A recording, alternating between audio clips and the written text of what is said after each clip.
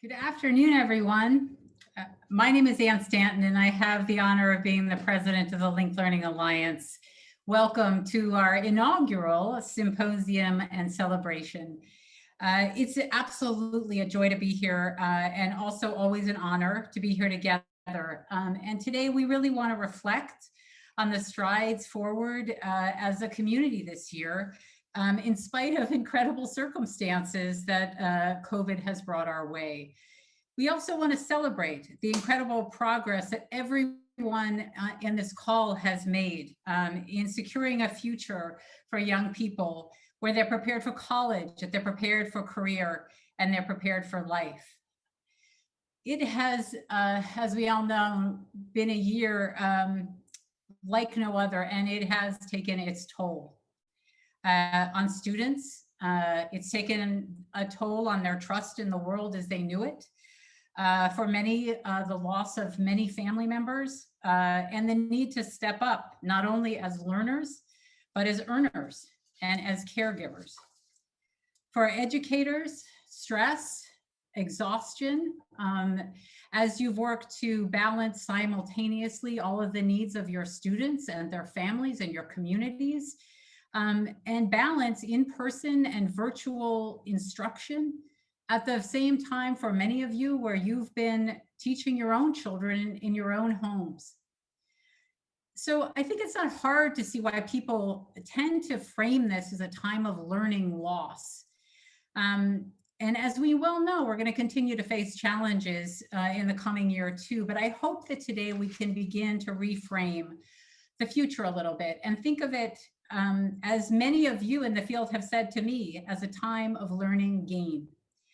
And as we move back into in-person learning and school reopenings as they play out in districts across California and in the nation, how can we continue to prioritize the most marginalized young people and in the most vulnerable communities first?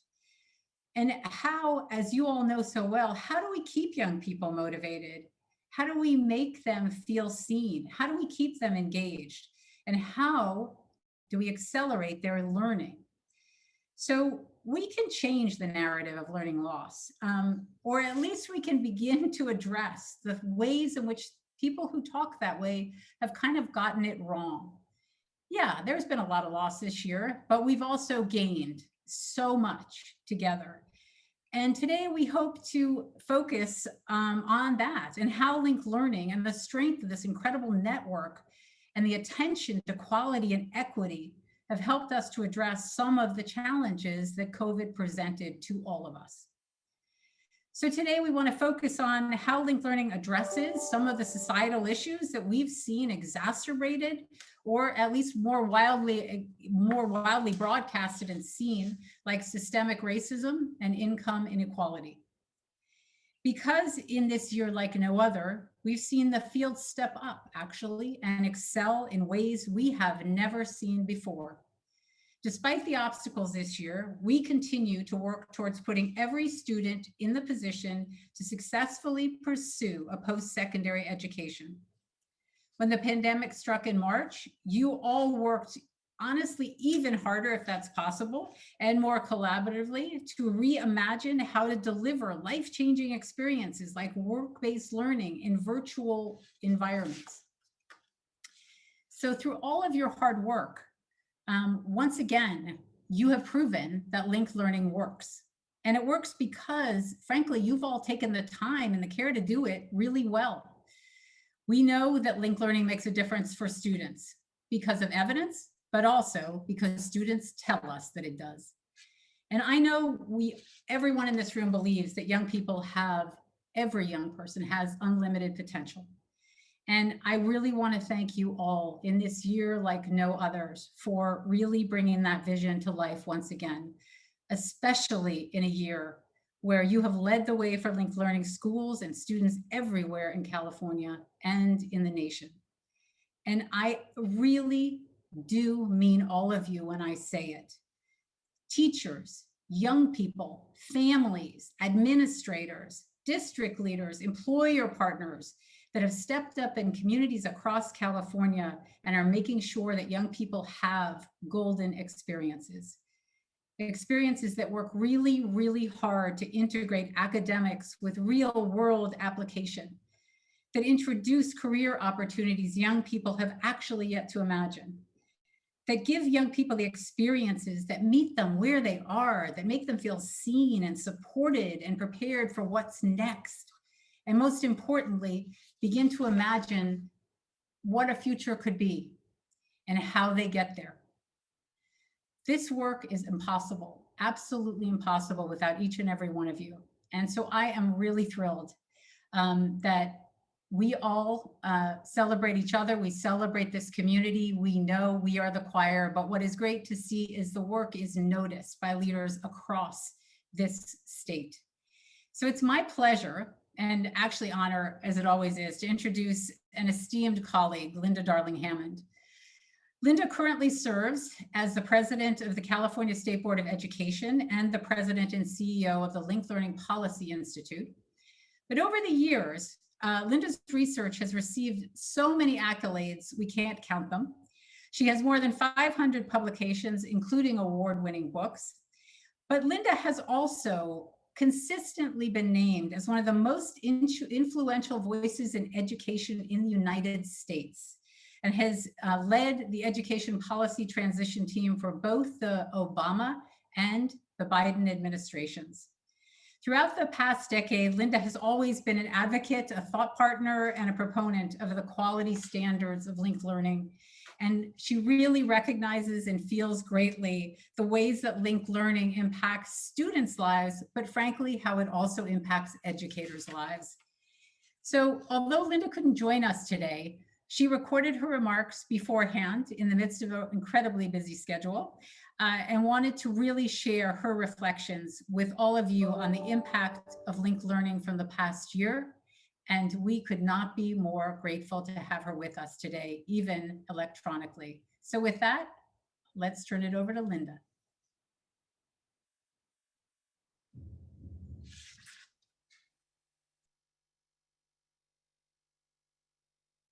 Congratulations to all of you linked learning leaders and learners.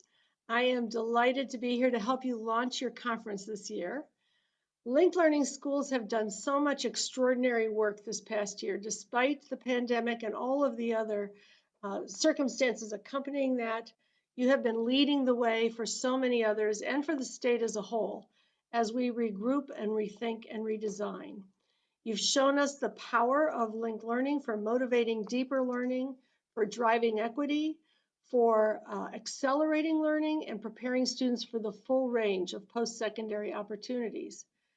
We did a study at Learning Policy Institute about a year ago in the Los Angeles Unified School District, where there are 66 linked learning schools, and we were looking at the portfolios and defenses that at least 40 of the schools had put in place, even at that time. The portfolios, as you well know, allow students to collect artifacts and evidence of their content knowledge and growth while in high school and reflect on the artifacts and present their evidence, along with their reflection, to their panel of peers and educators and community members. And this panel, of course, determines each student's readiness to graduate from high school, using in Los Angeles a shared rubric to assess the quality of each student's artifacts and presentation. And when we did this study, one of the students put it this way: the senior defense communicates academic growth. We're fortifying what we know. We're getting to tell the teachers what we know. We're not randomly guessing on a test. They understand what we're taking with us when we depart from high school. And that, of course, is around the central question of how students are prepared for college, career, and life. And I was really struck by one experience that we documented in that study. A young man named Eric, who began his presentation on a personal note, and this will ring bells for many of you. Behind him on the screen was the title of his presentation, Transformation of the Boy Who Almost Gave Up. He shared that when he enrolled in the pathway only a few years before, he did not speak English. He had immigrated to the United States from El Salvador shortly after his mother died. And it was at his linked learning pathway that he found his academic passions. He plans to become a history teacher, a role model like the teachers have been for him, as he put it. After sharing his personal context, Eric dived into the rest of his presentation, beginning with a discussion of an artifact, a set design for the school play. For each of his 3 artifacts, he walked the audience through the requirements for the assignment, the summary of his work, and the reflection on how it demonstrated his acquisition of the learning outcomes, all while using the presentation to share evidence of his reflection and growth. When sharing the second set of artifacts, it was a side-by-side comparison of an essay he wrote on Macbeth in 10th grade and a policy paper he wrote in 12th grade on the topic of immigration. He made direct connections to that growth. He shared scanned images of the worksheets his teachers had provided him to scaffold his brainstorming before he wrote each paper, noting that he had, as he put it, had a lack of effort in his 10th grade paper. He showed his extensive planning for his 12th grade paper and identified the ways this effort helped him to more effectively complete the final assignment and gain confidence in his English language knowledge. When asked how the skills he acquired through the senior portfolio defense process prepared him for his future, Eric confidently responded that in his future as a history major, he would need to synthesize large amounts of evidence, find relationships among ideas, consider alternative viewpoints, all the skills he had mastered in the pathway. After a final session of questions and answers, he was asked to leave the room so the panel could deliberate, and they were obviously inspired by the degree of growth, the degree of reflection, the degree of metacognition, and the readiness that Eric displayed for his path in life. So like Eric, even during this pandemic year, you have seen all across the state students who were engaged in their work with their industry partners, with their teachers, often in collaboration with each other, engaged and motivated and learning because they were deep in their projects. They could see the relevance of their studies to the real world, and they were developing competencies they knew would matter in their lives after high school. The other thing that I so value about Link Learning Schools is how they recognize the importance of integrated student supports for students' mental health and social emotional well-being as well. As students noted during a legislative briefing back in January, while the pandemic, of course, has had significant negative effects on young people's mental health, the support of Link Learning faculty and staff has really lessened that impact and kept students connected to each other. One student who was there representing so many of his colleagues, a senior at the Academy of Health Sciences at Porterville High School in Porterville, emphasized that while he was optimistic about the future, he still had major concerns about the impact the pandemic has had on younger students and their mental health. And he was so concerned that he and one of his peers organized a conference to address these issues and their effects head on. And although he co-led the initiative, he credited the support of his teachers, faculty, and the academy at his school, who, as he put it, quote, had our backs, and now we're full steam ahead. At that same legislative conference, Mateen Abdul-Qawi, superintendent of the high school network at Oakland Unified School District, was asked why Oakland had adopted wall-to-wall linked learning pathways. And Mateen spoke to how students engaged in the pathways are exposed to more valuable, rich learning opportunities compared to those who are not.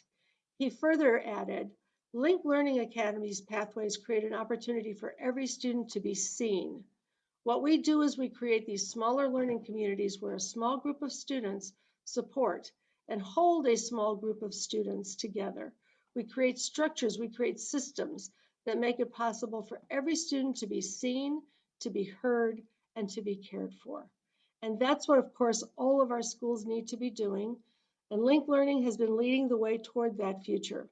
I want to thank you for all of your amazing work and wish you a wonderfully renewing conference so that you can continue to lead your schools and all of us in the year ahead.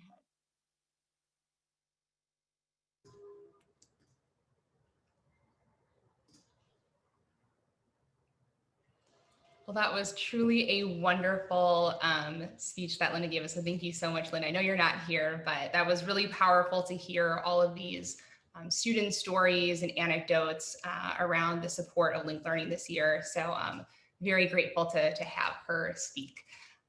For those that may not know me, my name is Lomo Phillips. I use she, her pronouns, and I am the Events and External Relations Manager here at the Alliance. It's really wonderful to see you all here today.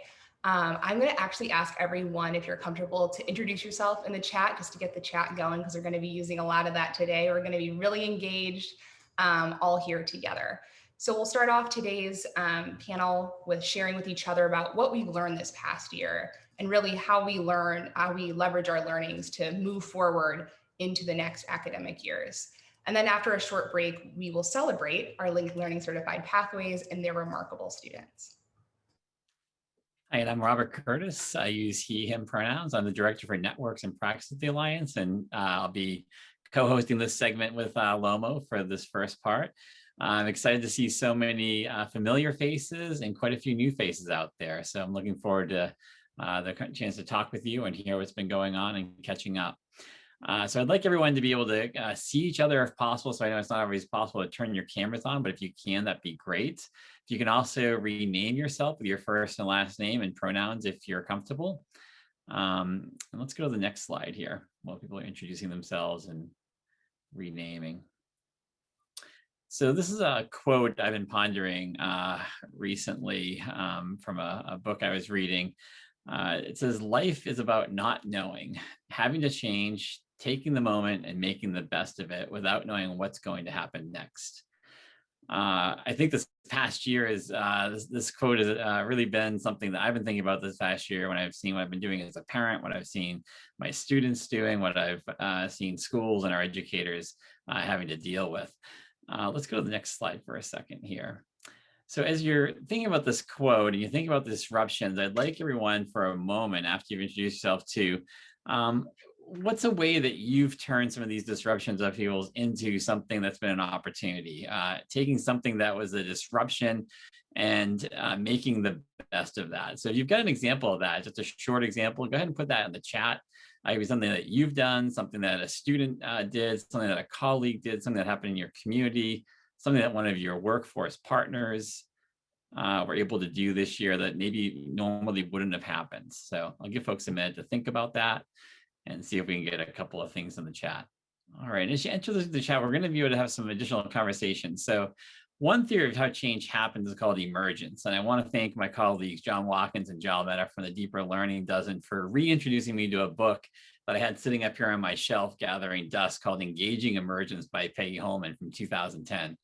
And she has this theory that breaks the traditional thinking about how change happens. It doesn't happen top down. It doesn't happen as our strategic plans often outline step by step, but it happens in a less orderly way. And it usually doesn't happen one step at a time. So I love this image. Looking at this image, I just do a lot of thinking around, what was coherent at one point was maybe working for some kids, but not others. I'm looking at that the pyramid there and thinking about it's probably working pretty well for the kid on top, maybe not so well for the ones down the bottom. Then a disruption happens. We have people trying different things in different ways, and then some new kind of coherence comes about. So this is one of her theories from that book. So what we want to do is during this next piece, we're going to have some conversations. And I know that we've been stretched this year. Our kids have been stretched. Our communities have been stretched to learn and do things in a new way. And we're hoping we can kind of share some of that in some conversations and to hear from each other, to hear what we've been doing, what we've been learning, and how we're going to leverage that going forward as we strive for a more just and student-centered future for our students and in education. So now that I've centered our conversation and the topic we're going to hit, I'm going to turn it back over to Lomo, and she'll talk a little bit about the panel we're going to have and some of the small groups coming up. Okay, so how many folks in the room have been involved or heard of a Kiva panel previously? That's spelled K-I-V-A. Like raise your hand, give me a thumbs up, maybe like thumbs down, not so much. Okay, well, great. We do have a few experienced folks. Nice, I see the thumbs up, we love it. We do have a few experienced folks in the room, and that'll really help us engage in the next 45 minutes or so in a really rich conversation. So the purpose for this panel and discussion is to feel more connected with others in the linked learning field across communities, districts, and roles. We'll share ideas, exchange best practices, and spotlight innovations in linked learning during distance learning. And finally, what the Kiva panel really allows for is a large number of people to fully participate in a discussion with representatives to voice opinions that are then discussed in smaller groups. And so it's the random selection of presenters that offers the possibility of all perspectives being heard. And so the Kiva process works something like this. We'll first identify 6 volunteer panelists from the audience, yes, that could be you, for a discussion about what we have learned during the last year and how we can leverage that as we move forward. Each panelist will have 75 seconds or 1 minute and 15 seconds to respond to the prompt. Once all 6 panelists have responded, we'll move into small breakout groups in which you'll be able to discuss what you heard from the panel and your own response to the prompt. Your group will take notes of your key points, and then we'll come back and we'll share that out with a larger group. Does that make sense, folks? If not, go ahead and put your questions in the chat. But to keep moving along, here are our prompts for today. Love the thumbs up. Thank you. Appreciate it. We'll start with the overarching question about realization. How can we realize the best things of this year in a new environment? To amplify those things, what do we want to keep, amplify, or grow from this past year? And finally, what we all need to do, letting go. What do we need to let go of? What is no one asking to return to? I know these are large, broad questions. So if you're struggling a bit in how to answer them, that's totally fine. So here are some tips on how to think about these questions, maybe a little bit differently. What do students most need from us? And what's most essential and impactful as we realize or create going into the next year? Amplification can be small or large. You can Zoom chat to radically change schedule. You can think concretely or abstractly. You can go both ways.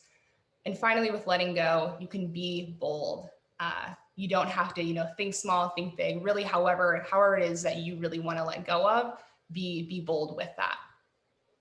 Okay, are you all ready? There's no need to be shy. These questions are truly meant for anyone to respond to. And you should feel empowered to share your honest thoughts, whatever and however you feel comfortable with sharing. I'll turn it back to Robert to begin identifying our panelists.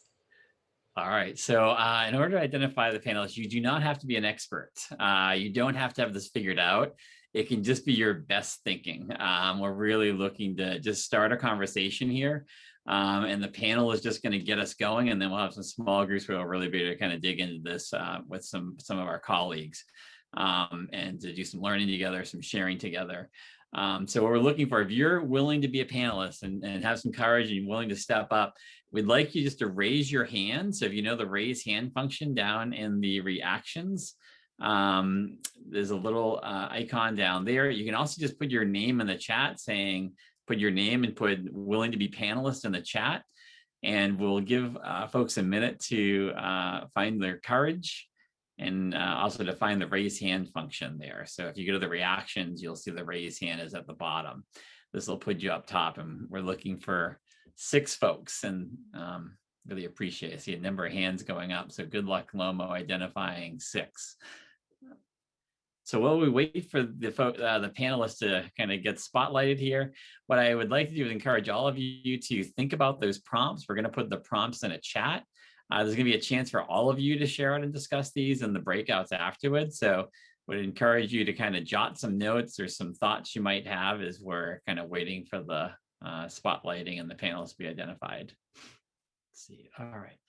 So our 6 panels, what I'd love to have you each do is just a really quick introduction, 15, 20 seconds about just your name, where you work, and kind of what you do and how it relates to linked learning. So Loa, maybe you can call folks out because I can't see the spotlighting. Sure thing. How about we have Angela go first? Hi, my name is Angela Quinlan, and I'm from the San Bernardino School District. I'm at Pacific High School. I am a demonstration teacher in the Biomed Academy. And linked learning has been fundamental in helping us to really focus on what our students need and how we develop and encourage their desire to reach out and touch, to develop, to process information. Thank you. Thanks, Angela. All right. And how about Laura? Do you want to go next? Sure. My name is Laura Gallardo. I'm from Hammond Unified School District, and I'm the principal coordinator of CTE. And my role is to make sure that students are college and career ready, and linked learning is an amazing way to do it. I've seen it done firsthand alongside Angela and Rose that are on this call as well. So a lot of development here in Hammond, and so it's exciting to see. Great. Thanks, Laura. And how about Rose? Hi, I'm Rose Gonzalez. I'm the Workforce Development Coordinator for San Bernardino City Unified School District. And in my position, I mainly support our pathways in terms of work-based learning and our post-secondary connections. So I'm here today to celebrate Pacific High School's gold certification. All right. Thanks, Rose. How about Anetta? Hey everybody, I'm Anetta Leone. I'm the Work-Based Learning Coordinator for Long Beach Unified School District. Linked learning is very embedded in our delivery model. So our strategy with work-based learning is to contextualize the learning for our students so they can see relevance to their academics. Great. And Nai?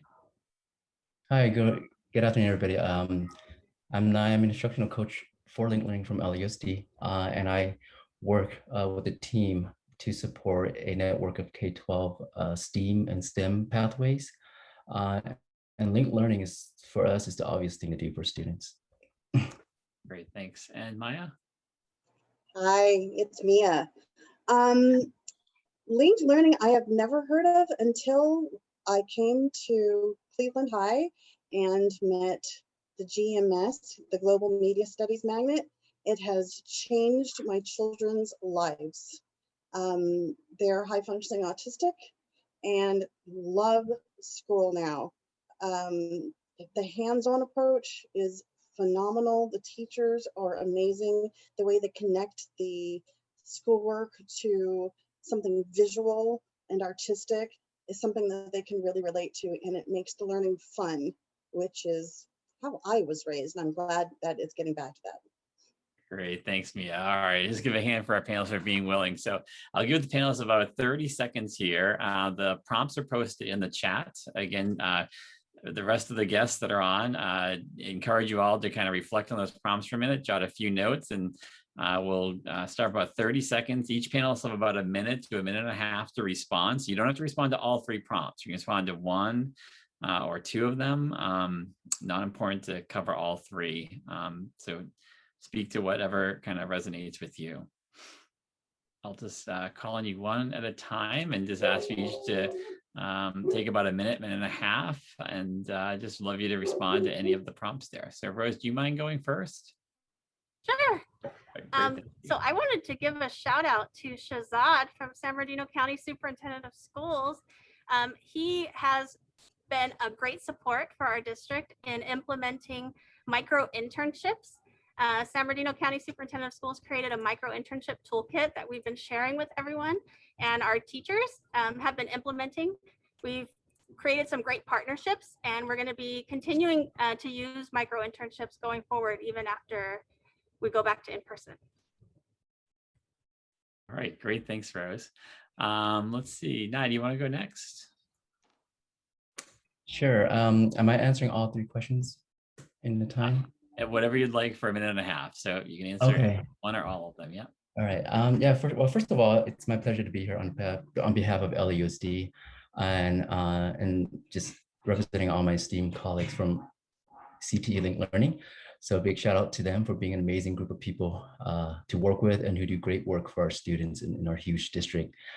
So this year has revealed the need for change, as we all know, and the reimagining of radical possibilities to move education forward. And the daily use of technology has enabled more student-centered, mastery-based, data-driven, and personalized learning. So digital content is and will become the norm. And so we'll structure our instruction so that learning will continue with minimal disruption, right? If we ever, God forbid, have another pandemic. But pivoting has been critical for our schools to continue the learning for our students as well as for ourselves when it came to using digital technologies. And this new environment provided empathy and flexibility for our teachers to shift priorities, to innovate, and to implement new processes and systems to ensure quality and equity of learning for our students. So one of the best things we realized this year was the thoughtful and and purposeful use of technology for teaching and learning, which has enabled us to do some amazing things this year. So I'd like to illustrate some examples. So we piloted Portfolium. It's a new digital portfolio, and roll out a new Work Ready program that allows our students to earn a digital Work Ready badge upon completion of this program. And we use technology to foster more and deeper connections with industry and professional partners to support our pathways. We virtually onboarded 16 new pathways, bringing our total to 79 pathways at 45 schools, including elementary and middle schools. Our district-wide high-quality virtual PDs have reached more teachers and more pathways, which has translated in more authentic learning opportunities for students. We also certified 8 pathways virtually during the pandemic, 5 gold and 3 silver. Our pathways continue to implement high-quality virtual interdisciplinary projects and portfolio defenses aligned to our district graduate profile, which we also rolled out this year. And some of our pathways are doing defenses for the very first time this year. And so as we speak, our team is training and preparing our district student interns for paid internships in the summer, and our pathways are gearing up for summer bridge enrichment. And so I share all that because I want to illustrate the example that these type of learning is possible, right, in spite of the crisis we're in. And the credit really goes to our pathways, especially our teachers who have gone above and beyond to make all this possible for our students. Despite the challenges of this crisis, they work tirelessly, collaboratively to ensure that our students have the highest quality educational opportunities to be engaged and to be successful in school. But equity, as we know, is the glaring gap that we see in this crisis. We know that our students of color are the ones most impacted by this pandemic. Equity means ensuring all our students have access to updated technology and reliable internet, which have now become the most fundamental tools for learning. Also greater access to high quality pathway experiences and rigorous instruction across the core, as well as meaningful work-based learning experiences, connecting them to the real world. And so just again, reflecting back on the question, what can we let go of and what do we want to keep? Well, we can never go back to normal or the old ways of doing things and working in silos or isolation. I think we learn the importance of human connection, even if it's through Zoom, that this work, it's necessary for this work to deepen and scale. And so if we ever go back to normal, then we have failed to capitalize on this moment to move public education forward towards equity. And I've learned that this past year, as crazy as it was, how wonderful it can be to share the struggle with people who truly care about the work of equity. Our work today touches the next generation, and there's no job more important than that of empowering young people to find their voice, their purpose, and their potential through the linked learning approach. And as a former teacher myself, I know that teaching will always be difficult, no matter what, pandemic or not. And teaching for me has and always will be the highest form of learning. So during this pandemic, it has become for many of us also a form of healing. And so to me, teaching for equity is really a pursuit of justice disguised as a labor of love. And the justice keeps us in the struggle, and love is why we show up for our students and believe in them every single day, no matter how difficult the circumstances. All right, I really appreciate it. Sorry to have to cut you off there. Sure. Really appreciate it. All right, Angela. First of all, I would like to just say that I'm thrilled to be representing the San Bernardino School District. We have gone through many challenges, and we have found many successes in the process. And then a shout out to secondary ed for all the work that they do, because they really support us, support our pathways to make sure that we are developing and that we are extending that development. That's going to take me to where we are now. This ability to be able to touch another individual, not only teachers touching teachers and teaching each other to grow, but we're reaching out and touching the students. At Pacific High School, we have had the opportunity to really grow and develop an advisory course for our students, which allowed us to really connect to them with social emotional skills, to start to develop their college and career opportunities, even beyond the pathways, and it's school-wide. And that decision to go school-wide was through our leadership team, that allowed us the opportunity to really start to dig in deep, find out what it is that our students were needing.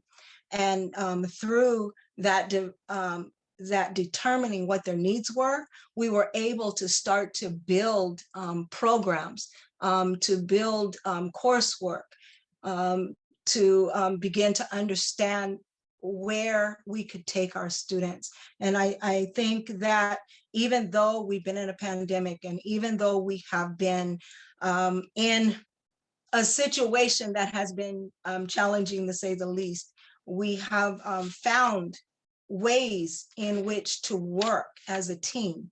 And I don't just mean our school, I mean our district as a whole has found ways. Our demo teams and our tech teams took on the great responsibility of making sure that they would train all teachers. Our board was heard the call and the need of our students, and they immediately jumped on board and provided technology that our students will need. That included Chromebooks, that included hotspots, and anything else that they would need. And they said that it wasn't about the money, that it was about the students and giving them an opportunity to be able to be successful in a situation.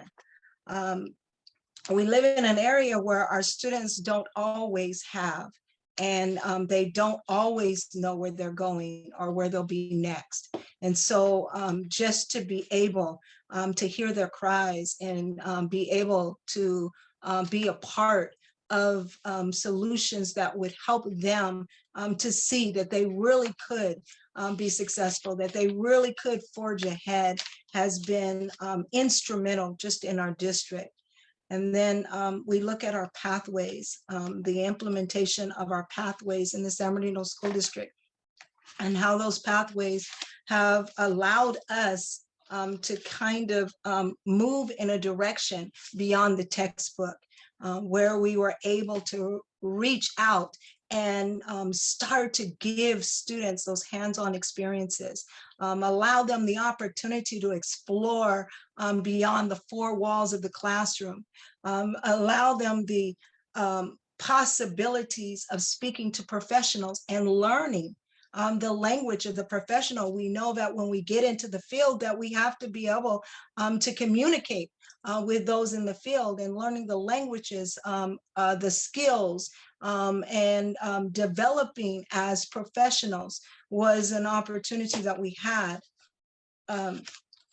Along with Laura Gallardo in our San Bernardino School District, we were two of the first schools to be able to see gold through linked learning. And I think that taught us a valuable lesson about the ways in which we must be prepared, that we have to, not only are our students gathering artifacts, but we have to be able to gather artifacts that say, yes, this is what I'm doing, and this is why it's important, and this is how we can help our students. And so we begin to find those ways. So when we look at what we can do and what we would keep, I would say that valuable training, the constant need for us to grow as teachers and as professionals is vital. I put in the chat that I'm a paper pusher, and I love paper and binders. And so I've collected millions of them over the years, hardly ever used technology in the ways that I was forced to. And I was not the only one. Many of our teachers who have been in the district for a long time, technology was foreign to us. And so we had to learn technology, and then we had to teach it to our students and get them to want to do it and to love it. And so we learned that we probably weren't as prepared as we needed to be, but we learned that we could become prepared.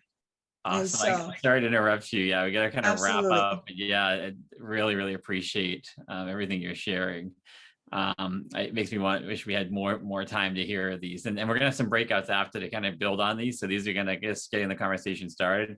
There'll be some additional time, kind of these breakouts coming up next. So we gotta probably keep the next ones to about a minute each, just so we can get into the breakouts. So apologize for that.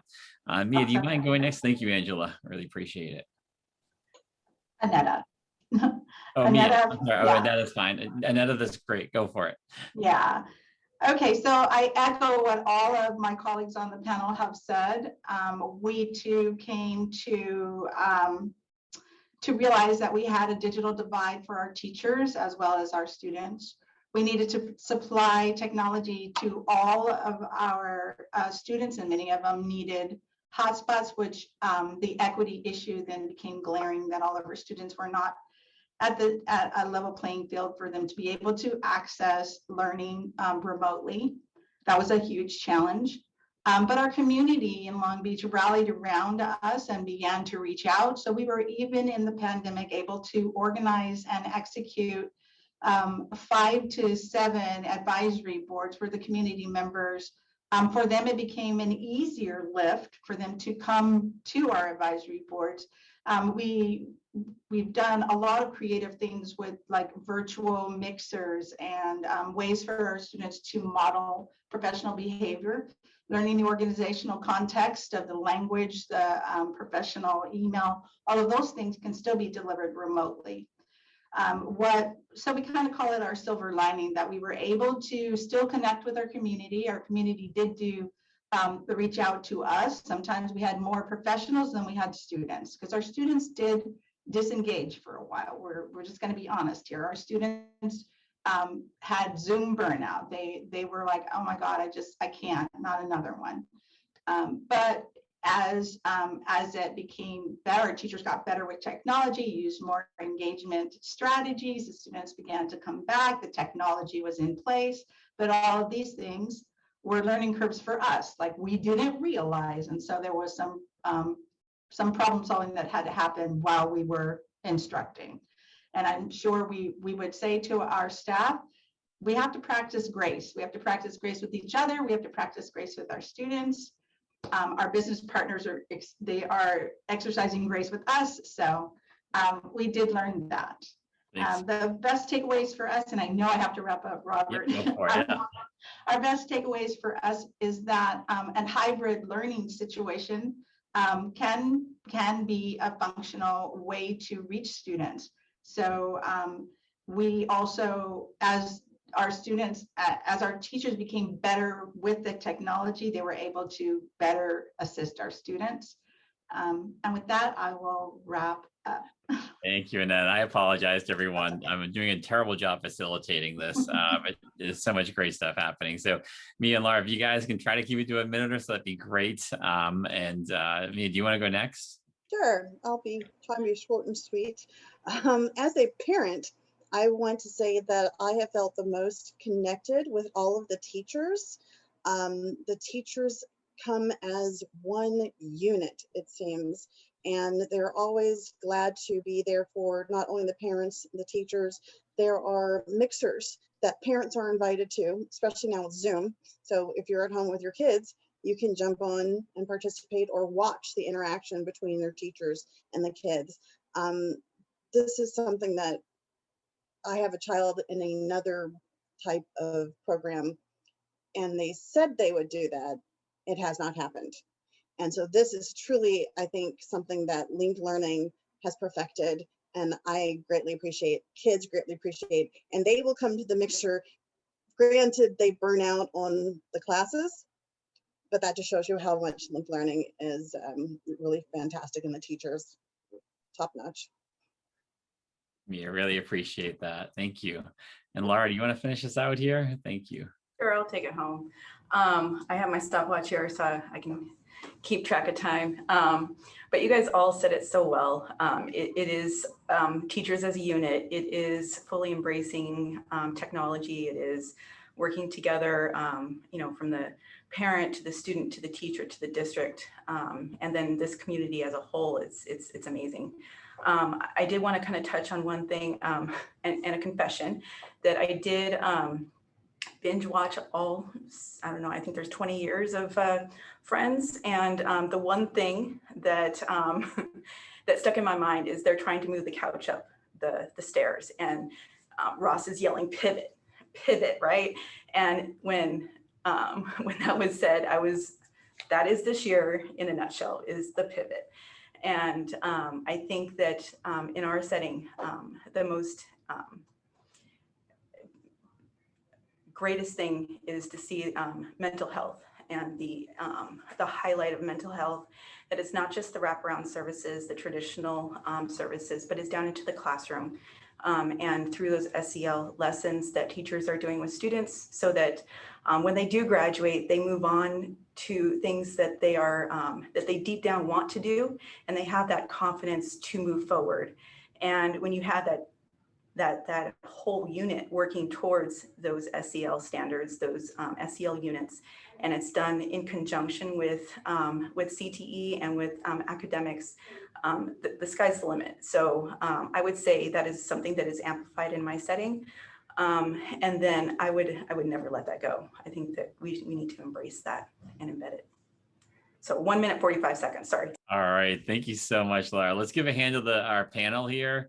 And I'll ask for some grace from my co-facilitators for my poor timing and facilitation, but really appreciate hearing from all of you. So I'm going to turn this over to Lomo. I'm going to try to get into some breakout groups to continue the conversation. So Lomo. Sure thing. And again, major kudos to all of our panelists for coming up here. That was a lot. That took a lot of bravery to do that, for sure. And I think we're gonna have to do a separate event with all of y'all, because that was there's just so much great content there and experience to be shared. So thank you so much. I'll be quick with this because I know y'all are eager to move into your breakouts. So here's how the breakout process will work. You will have 15 minutes. So we'll adjust these times a little bit because we're running just a little bit late, but you'll choose a facilitator, a timekeeper, and a note taker to record your ideas on a Google slide that we'll share shortly, to be able to report out to the larger group. And of course, do a quick round of introductions in your groups. Then you'll discuss. You'll pick a column to start with, whether it be let go, amplify, or realize. And using a WIP model, have each person share how they would respond or something that stood out from the panel. So from the panel that you just heard, what stood out for you? And you'll record those responses in the Google slide. And you'll do the same thing for the other two columns. Then with the remaining 2 minutes or so, once everyone has shared within your group, discuss any patterns or key ideas that came up that you want to share out with the larger group. Then in terms of the note catcher, you can take notes in the Google slide deck that is being sent out in the chat. You'll go to the slide in the deck that corresponds with your breakout room number. So for example, if I'm in room 4, I'll scroll to the slide that says room 4 at the top. If you'd like, your note taker can also enter in your names and organizations at the top of the slide as well. Again, be prepared for a 30-second share out from each group, and that's only 1 to 2 key ideas that came up during your conversations. And we probably want to invite time for all the groups to share out. So we'll ask for some volunteers again at the very end. So great. And for these here, the prompts, you can share out what you've done, or you can share out something that you've heard from the panel. So either or. And you may not get to all the columns, and that's okay. I'd go for depth of conversation. We're trying to complete the 3 columns. Exactly. Thanks for adding that in, Robert. Any final questions before I go ahead and open up the rooms? All right, well, we'll see you back here in about 15 minutes. Enjoy.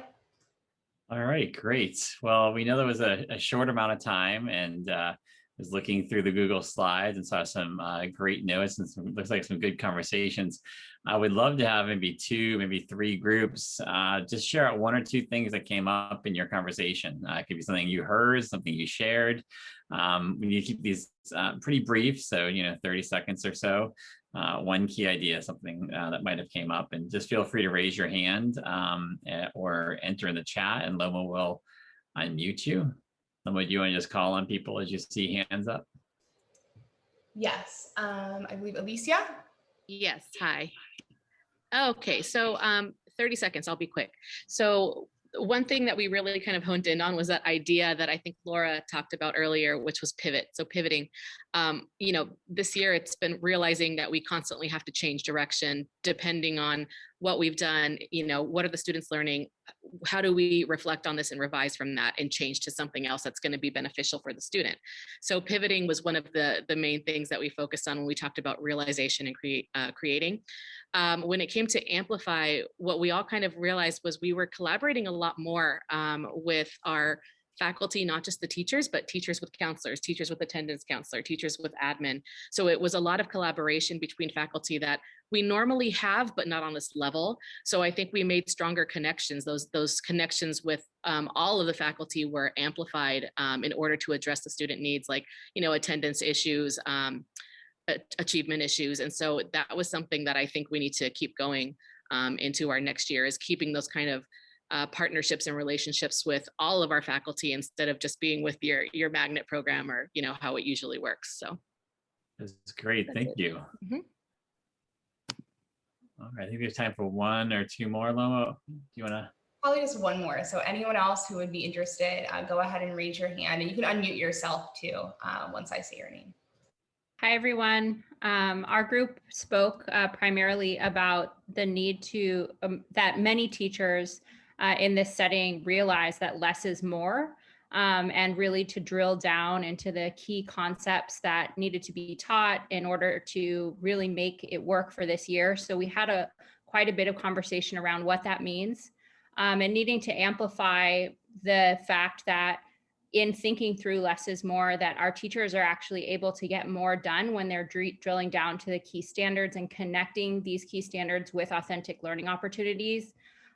Students were able to connect with guest speakers and industry professionals at a wider level, especially because of our technology use. And we want to amplify then let go of the silos that took place pre-pandemic, and ensure that we're continuing to move toward our need to collaborate, as was shared by the NMA team, and also think about how the four walls of the classroom can be thought of as a smaller, the four walls. We need to think beyond the four walls, and we need to think about the authentic experiences that are connected beyond, so that our students' passions are connected to their learning experiences. Great. I really appreciate that, Lindsay.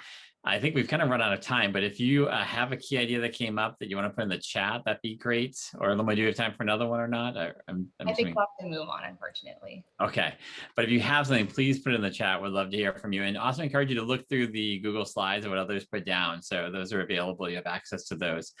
And if we can get the deck back up, we'll just wrap this part up. All right, and we'll go back to a quote here again from Peggy Holman. A great book if you're looking for a summer read. And in her book, one of her quotes, she says, "Immersion seems disorderly because we can't discern meaningful patterns, just unpredictable interactions that make no sense.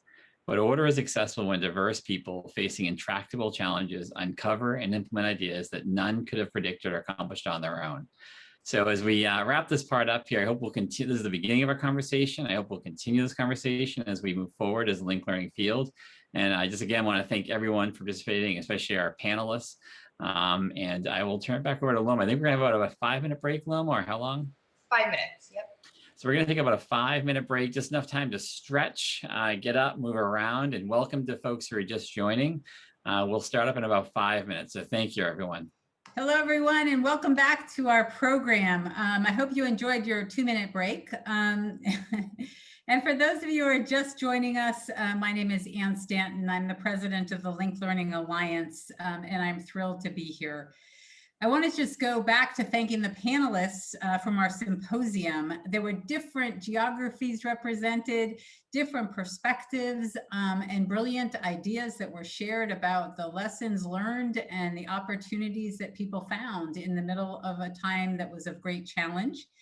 And for everyone in the breakouts that had a chance to dig in more to those ideas, we look forward to following back up with you as we move forward and into the next year. So we applaud all of you. Thank you for the strength that you've shown and for sharing such incredible ideas together. So now I have the great honor of pivoting us. That's a good word, right? We just heard a lot about the power of pivot. To our celebration. And we are just so excited to have the chance to come together and have a moment to recognize each and every one of you and all of the ways that you have made this year so wonderfully okay for so many. You've done incredible things. And so we wanted to just provide a chance for all of us to come and celebrate together, celebrate all of you together. And we're going to be doing some really fun things. We're going to be watching some amazing student performances. We are going to be recognizing our newly certified linked learning pathways. We're going to be hearing from students, and we're going to be talking a little bit about the meaning of certification. So before we get started, I have the honor of helping as I kick off this event to share that honor with a few other folks. And I'm really excited that we have had the chance to put together a really special message from all of you, from the leaders of California, educators, policymakers, elected officials, many of whom are faces you haven't seen for a while. Some are there today, but we wanted to share with you these voices of folks who have been champions of linked learning since its journey began 10 years ago. And it's great to know that they are still here celebrating with us today. So let me share that message with you.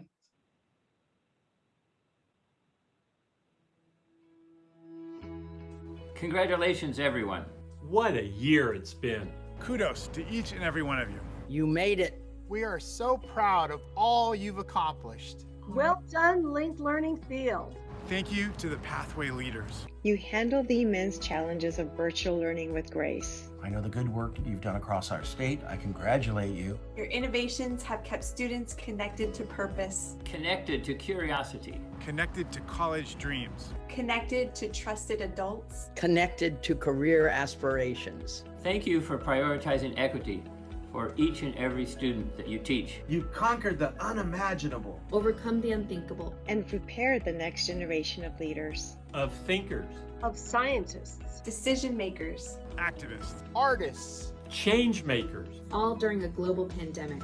Congratulations to you, students. You pushed through to apply to colleges and universities. You took the extra time and effort to apply for jobs and internships. Even when you couldn't be there in person. You persisted through Zoom classes. Virtual assignments. Online labs. And more to get to where you are today. We know it wasn't easy. Whether you are renewing your gold certification or just starting your linked learning certification journey. Thank you for choosing quality. For choosing equity.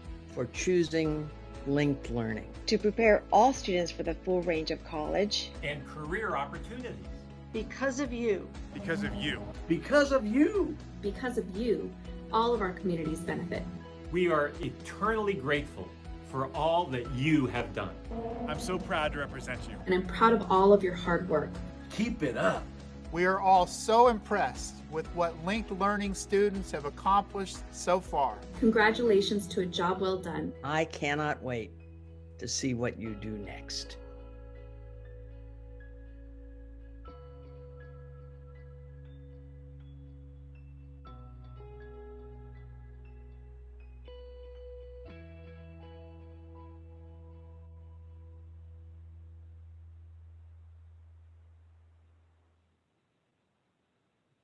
So I don't know about you, but that got me a little teary, because those are voices of the past, the present, and the future, and all who really wanted to come together and just congratulate all of you for the incredible work that you've done and your leadership as we move forward into the next year and beyond.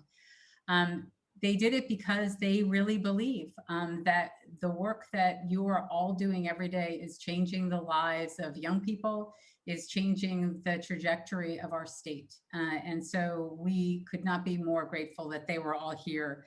And I think it was a great way to kick off our celebration portion of this event. And I'm going to pass it over to Lomo to showcase the work of our linked learning students. Absolutely. And thank you so much, Anne, for getting us back into the swing of things for the celebration portion of our event.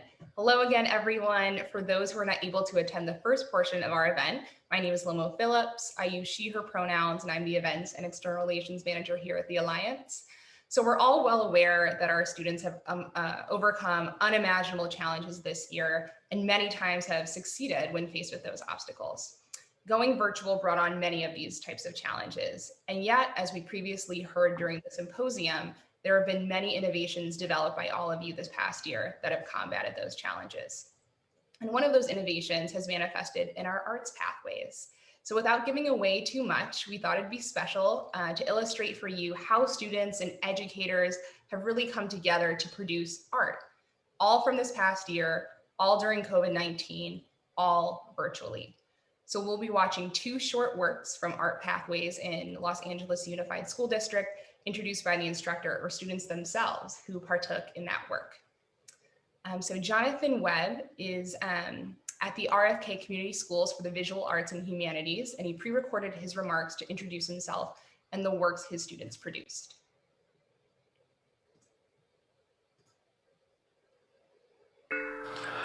Hello, my name is Jonathan Webb, and I am the CTE Animation Pathway Teacher at School for the Visual Arts and Humanities.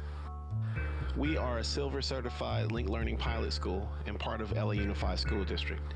Our short animated film is titled The Women's Project, and it was partly inspired by our local district art competition.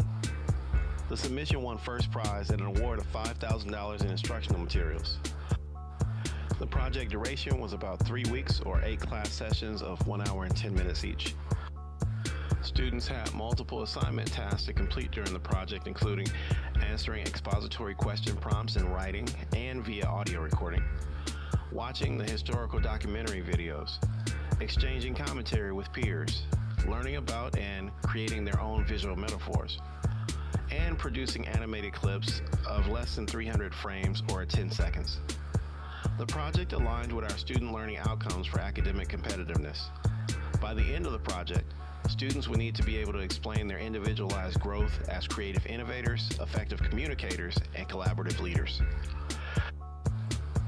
Distance learning presented a number of unusual challenges to my CTE instruction, starting with the fact that students were not present with one another, so their interactions through video conferencing software was often delayed or interrupted due to unstable internet connections. The use of Chromebooks meant that there was no CTE licensed animation software or hardware that students could be expected to use. So we leveraged web-based apps that I could use to teach comparable techniques. Choosing the format of an animation jam aligned with my own animation industry experience. I have personally created animated shots on short films that have toured US and international festivals and won a number of awards. We learned so much producing this project and sincerely hope that you will enjoy watching it. Thanks.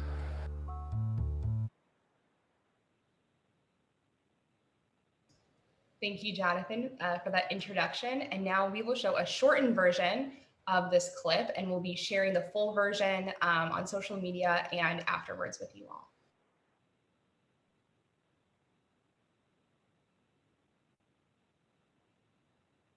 School for the Visual Arts and Humanities CTE Animation Pathway proudly presents The Women's Project, celebrating the 100-year anniversary of the 19th Amendment and commemorating the experiences of women in the United States of America.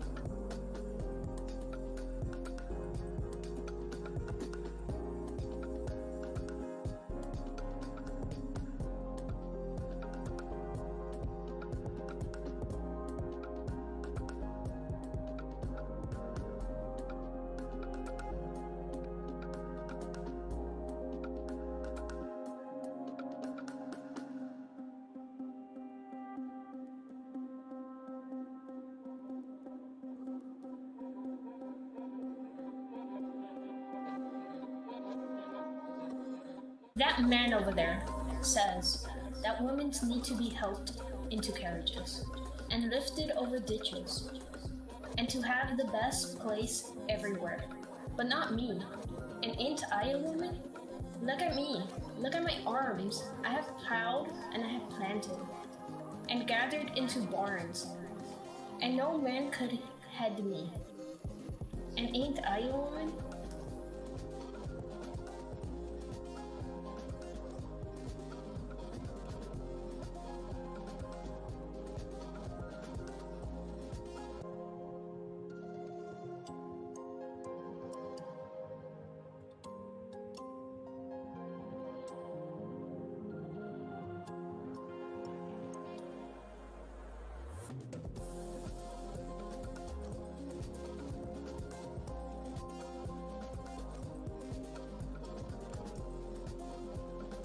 This animation jam has been a presentation by the School for the Visual Arts and Humanities CTE Animation Pathway during Distance Learning 2021. The Women's Project, celebrating the 100-year anniversary of the 19th Amendment, and commemorating the experiences of women in the United States of America, from its founding to the present day. Well, I think it's pretty easy to see why that won the competition, am I right? So congratulations again to Jonathan Webb and the students in the animation pathway. That was truly an exceptional job. Now for our next student showcase, I'd like to invite Samantha Oliva, who is a senior, or a student at the Los Angeles High School for the Arts, to introduce this next video.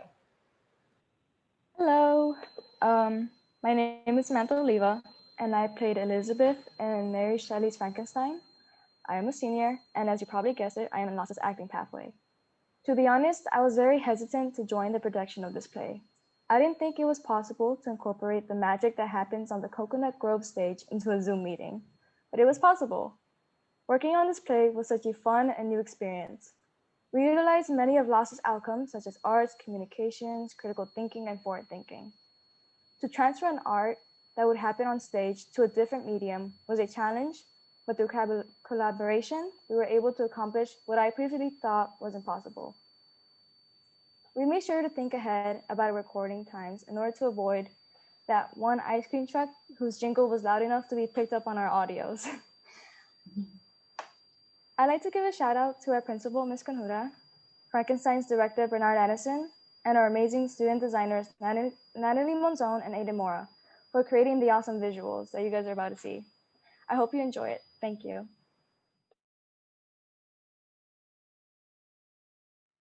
Let's give a big virtual round of applause to those pathways and those students that acted in that. I mean, I can see in the comments right now, everyone's super into it, the visuals, the music. And what's really, as someone said, it's a testament to how instructors, educators, and everyone can come together to make something so engaging, even while virtual. So with that, I will turn it over to Dan and Maya to do the formal announcement of our pathways.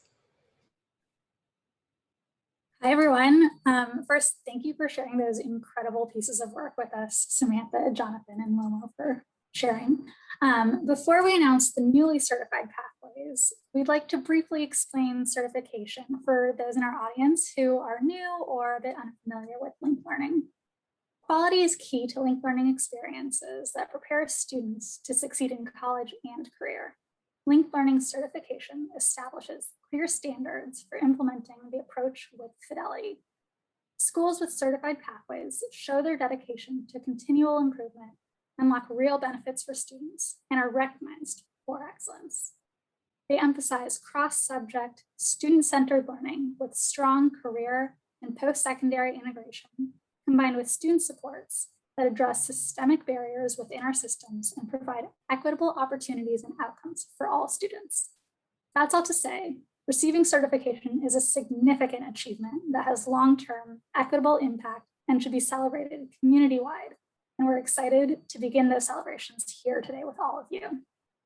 So, drum roll please. We'd now like to formally recognize pathways who achieved certification during the 2020-2021 academic year.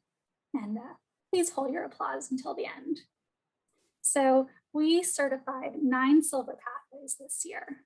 And the new silver certifications are the Education and Child Development Pathway at Sanger High School and Sanger Unified School District, the Academy of Health Science at Lindsay High School in Lindsay Unified School District, the Information Technology and Digital Media Pathway at Oakland Unity High School in Oakland, the Video Production Pathway at Port of Los Angeles High School, LEAPS Pathway at Jordan High School in Long Beach Unified School District, Sato Academy of Math and Science in Long Beach Unified, the Animation Pathway at RFK Community Schools, School for Visual Arts and Humanities, which you saw, Global Media Studies Magnet at Cleveland High School, and the STEAM Pathway at Roosevelt High School, all 3 of which were in Los Angeles Unified School District. Dan? And we're proud to celebrate and honor 5 new gold certified pathways. The biomedicine and engineering pathway at STEM Academy of Hollywood in Los Angeles Unified School District, the Los Angeles High School of the Arts at RFK Community Schools in LAUSD, the Huntington Park Institute of Applied Medicine at Linda Esperanza Marquez High School in Los Angeles Unified, New Media Academy at Hollywood Senior High School in Los Angeles Unified School District, and the Digital Design and Communications Pathway at Pacific High School in San Bernardino City Unified School District. Congratulations to all of our newly certified pathways and those who have committed to the process this year and are working towards certification. Your hard work and dedication does not go unnoticed. Before we move into our panel, we're going to hear some remarks from a couple of people who've been integral to the outstanding work in LAUSD and San Bernardino. Pam Kempthorne, Director, College and Career Readiness in San Bernardino. Pam is retiring this year, and we want to congratulate her on all the work she has done over the years. She's built such a strong district-wide infrastructure for quality to thrive and has contributed greatly to the broader field. Pam? Well, so I'd just like to extend my congratulations to all the silver and gold winners. I happen to be on a review team for one of them, and then our school district is honored to have another gold certified pathway. I just wanted to say just a few comments about digital design and communication at Pacific High School here in the San Bernardino City Unified School District. First of all, congratulations to the pathway and the team. This is a very innovative team that even during the pandemic brought business and film together to ensure their students are college and career ready through work-based learning experiences, and their creative strategies fully engage the students in virtual internships in one of our local credit unions. And those students, the Film and Business Academy, or one academy, those 2 industry sectors, worked to create a social media video to promote the financial literacy of the credit union app. So that was amazing. Also, I wanted to say about work-based learning, because that was such a challenge this year during the pandemic, that this pathway also was able to advance their work-based learning projects by providing the school news and the announcements for the school. So it's just, again, congratulations to all of those people that sought certification. We have encouraged that in our district, and it just does my heart good to know there were so many others across the state of California who are working for those certifications as well. And I would just say it's been an honor and privilege for the number of years that I've worked with Pathways to be involved with the Linked Learning Pathways and the Linked Learning Alliance. So Anne and to team and Robert, just gonna miss you guys and just hope that you can carry on that work. Thank you. Thank you, Pam. Next, we're going to hear from Esther Solomon, the Linked Learning Administrator for Los Angeles Unified School District. And Esther is a force for good and a force for change in LAUSD. So Esther? Thank you so much, Dan. First of all, I want to congratulate all the gold and silver certified pathways, and in particular, obviously, LAUSDs. On behalf of Allison Yoshimoto-Tauri, our Chief Academic Officer in the Division of Instruction, she sends deep congratulations. She and I both know the incredible hard work that goes into doing this. Just yesterday, or the day before, our Linked Learning coaches and Director Lindsay onboarded new pathways, and it was astonishing to see how much they had learned over the course of 5 months in terms of PDs. But it also made me realize how far they have to go and how much work goes into really becoming a silver and especially a gold pathway. So my hat's off, because it really does take a community. It takes industry and partners, but a lot of the work on the administrators. Congratulations, administrators who are here, and congratulations to our teachers and our students, because we have very high expectations of our students. and we expect a lot out of them, and we certainly get it, because we, I would say our gold pathways outperformed our district on many different indicators. And that says a lot to me. And it says a lot when I get to walk into a gold pathway and see the tremendous work that's getting done. And another aspect of that, taking a community to make it work, it takes a community. And I'd like to thank our director, Lindsay Corcoran, who has done great work leading it this year, and our coaches and work-based learning coordinators who have worked very, very closely and to support all the schools as they've gone through this really challenging time. So congratulations, all of you, and thank you so much. Thank you, Esther. So to help solidify the important work of certification, we've invited some fantastic folks in a variety of different roles from a variety of different pathways to talk about what certification means to them and how pursuing certification during the pandemic has led to more equitable student outcomes. We're joined today by Dr. Edgar Rodriguez, an educator at Huntington Park Institute of Applied Medicine in LA, and by Wendy Ely, the pathway coordinator at Jordan High School in Long Beach, by Bianca Centeno, a senior at the Academy of Health Science at Lindsay High School in Lindsay School District, and Ismael Hernandez, the Director of Public Works at the City of Dinuba, which is a partner of the Construction Management Academy at Dinuba High School in Dinuba Unified. So Wendy, I'd love to start with you. Simply put, why did you decide to pursue certification in the first place? Why was it important for your pathway to pursue certification? Okay, I'm so excited to talk about this. Hi, everybody. Very quickly, can I just say those student submissions were so moving. And the second one, I forgot it was even like a virtual Zoom type format. I was like, oh, shoot, it's over. Oh, wait, what? That was awesome. Okay.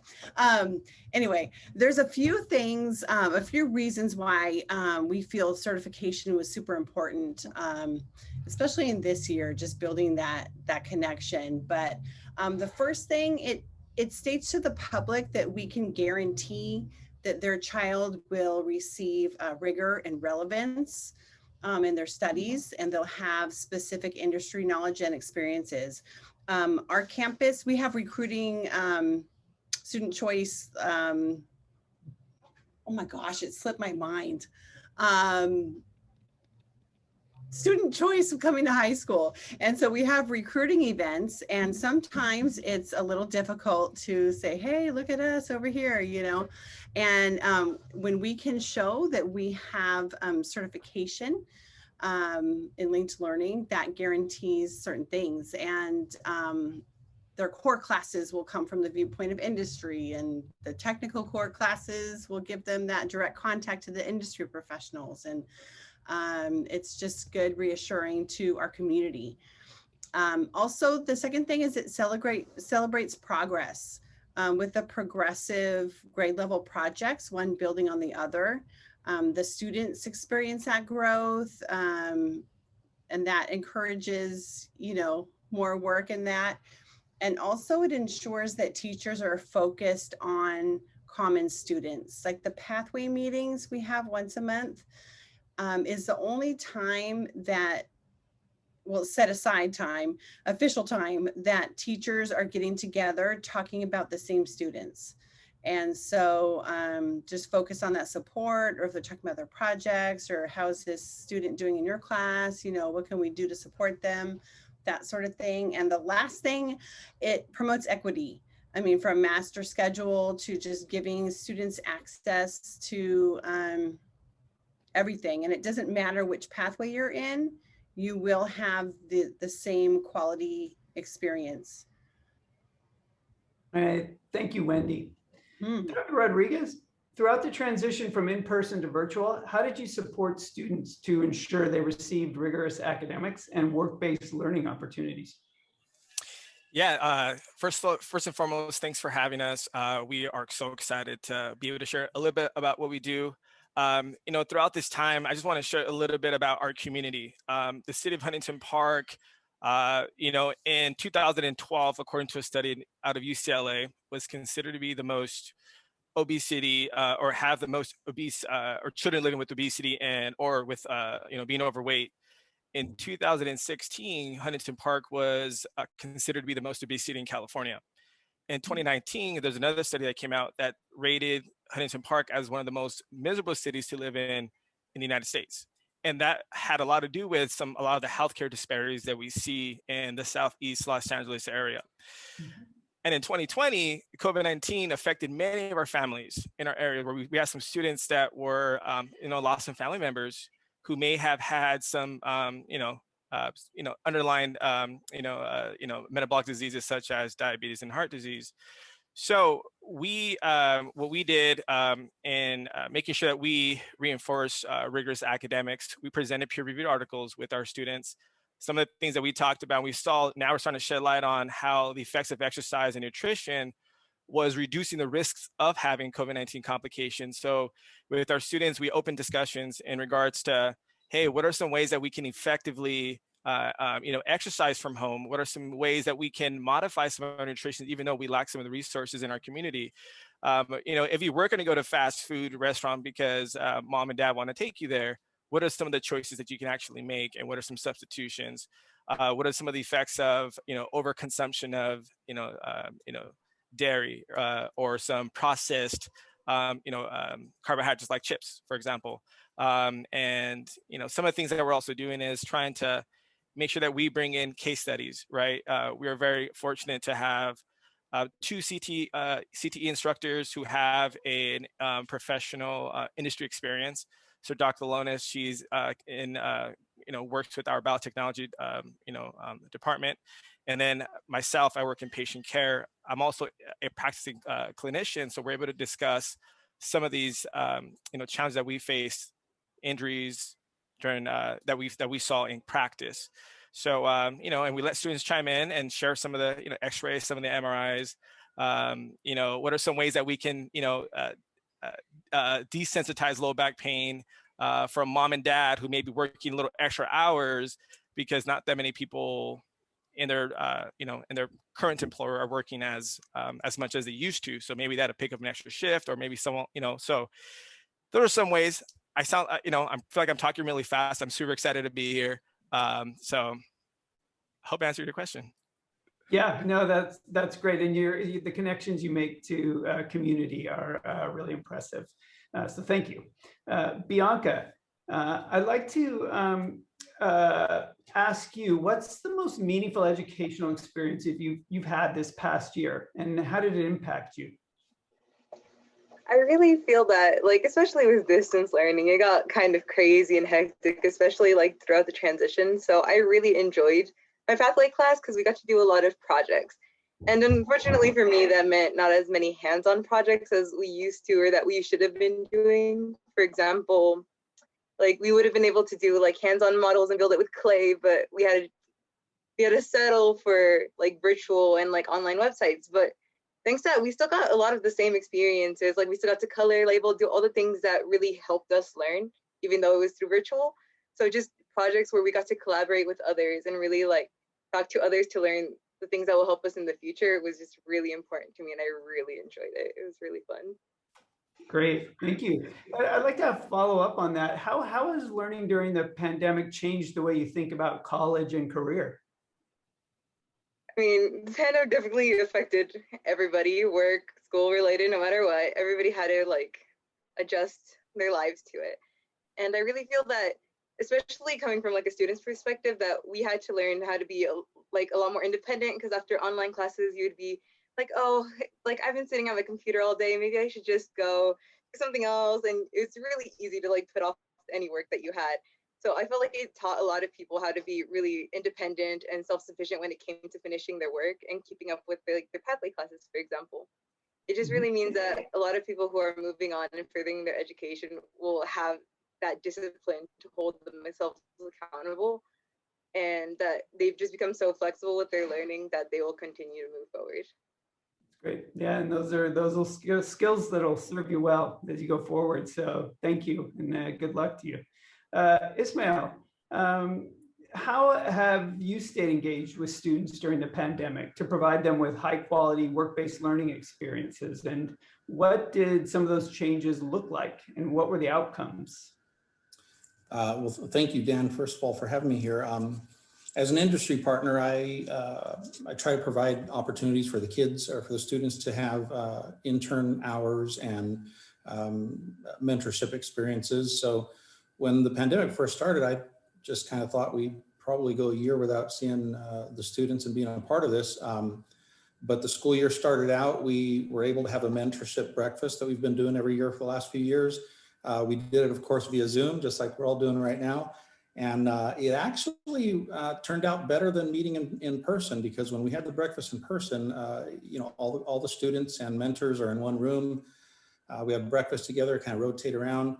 And here there was just a little bit less distraction. So it kind of turned out to be a pleasant surprising bonus to do it via Zoom.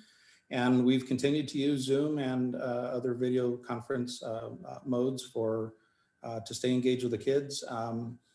It's been great. That with email and staying connected to the kids and the teachers has been awesome. Thank you. And so finally, I would like to open up a question to all of you, and that is, what are you most proud of this year, and what are you looking forward to the next academic year? So we have a few minutes, so if any of you would like to share and share your work and your thoughts.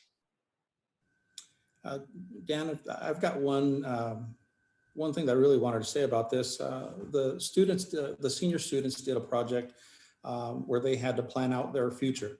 What are the next steps after leaving high school? What college did they plan to go to? Were they going to start a junior college, go straight to a 4-year?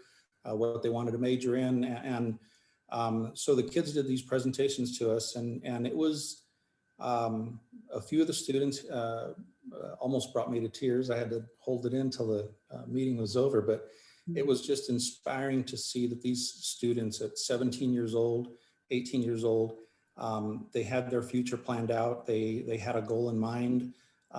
Sometimes they had a solution for the challenges that were coming, and in other cases, they didn't know what they were going to do, but they knew what the challenges were. They had identified them. They were prepared to meet them. So that was just one of the most inspiring things I had seen in a long time when it comes to these students. I was very proud of them. Wow. Okay. Thanks for sharing that. Anyone else want to share what you're most proud of this year and what you're looking forward to next year?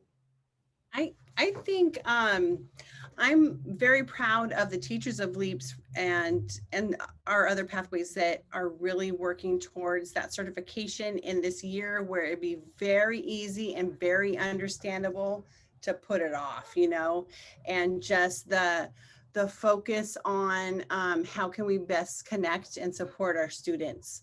And then I'm excited for the summer because our district is opening up. They opened up a lot more spaces in the summer school for enrichment, specifically for the CTE classes. And so because like Bianca was saying, there is not a lot of hands-on opportunities, right? We want to provide that for our students. And so there's a lot of students that signed up for that hands-on enrichment that they missed. So that's going to be exciting. Yeah, that sounds great. Yeah, I just wanted to, just share, I'm proud of our teachers, our admin, and our staff, for just coming together, as one with the same mission, the same goal, to make sure that we are optimally putting our students in the best position for them to succeed as soon as they graduate. But it's not just obtaining a degree, is to also, degrees are insufficient, right? So we're trying to bring them a skill, right? And create exposure so that they can make a decision for themselves and for others too. And, one of our goals that we have at our, through our program is we would like to partner up with the National Academy of Sports Medicine that would give students an opportunity to, become certified as even as personal trainers. We're not trying to get everyone to become personal trainers, but I think it's a good foundation for them to even take on, gain the knowledge, apply some of these practical skills within their families, and hopefully they make a change within their community. Yeah, thank you. Bianca, did you want to add anything? Or about what you're looking forward I want to? to say that I'm just really proud of like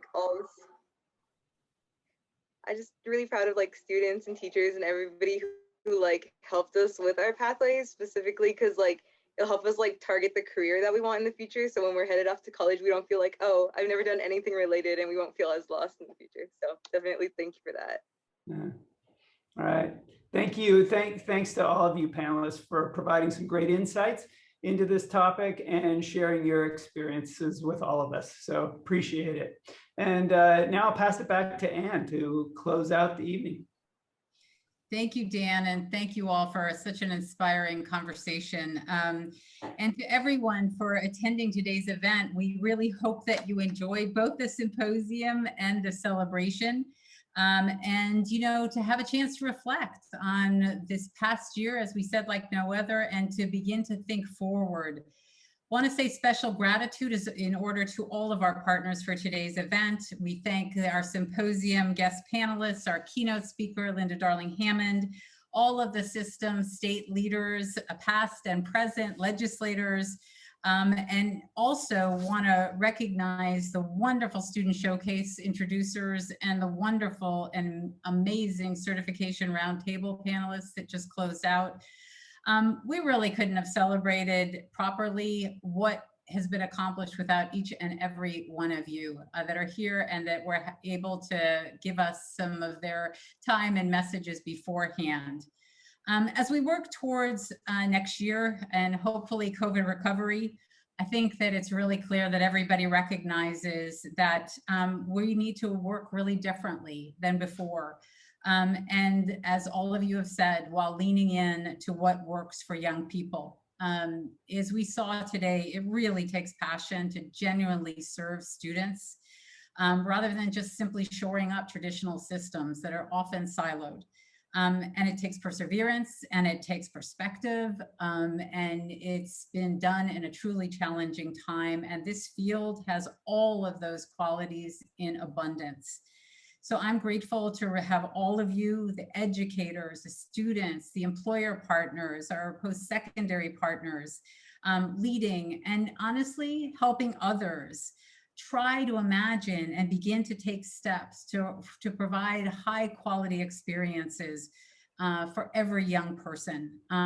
It has been an incredible journey and we're just beginning. So I want to let you all know that we hope to do an event next year. So if you would take a minute, we'd really appreciate you filling out a survey linked in the chat or through the QR code. We promise it'll only take 2 minutes to fill it up, and we will really value your help as we plan forward tremendously. We actually can't wait to see you all again, and we really hope that it'll be in person soon. We ask and hope for all of you great success and some rest over the summer as you begin to think about next year. And we also just want to add a special congratulations to the senior class who have gone through a journey that actually few others can say they have. You graduated during COVID, and we know you're beginning new journeys. We hope you'll keep in touch. We know that you are absolutely ready to take on the world because you've come from a linked learning pathway and from communities that believe in it.